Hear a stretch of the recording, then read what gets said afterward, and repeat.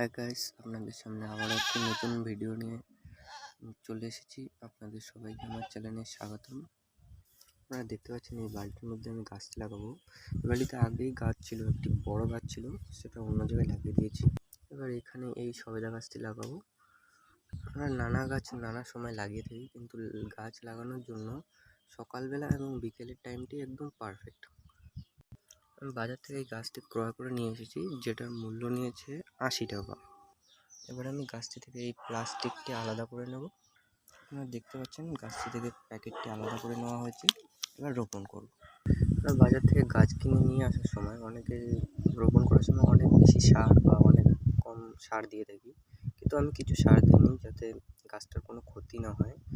মানে বেশি সার হলে যেমন গাছ মারা যায়, তা যাতে না হয়। দেখতে পাচ্ছেন মাটিটা পুরোটাই খুঁড়ে নেব। আমাদের সকলের কাছে আমার একটাই প্রশ্ন, মাটিটা কি মাটি আপনারা সবাই কমেন্টে বলবেন। দেখতে পাচ্ছেন গাছটি লাগানোর জন্য মাটি খোঁড়া হয়ে গেছে এবং এখন রোপণ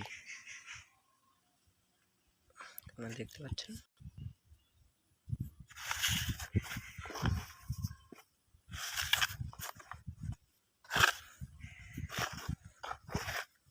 তাহলে আমাদের ভিডিও আজকে এখানেই শেষ।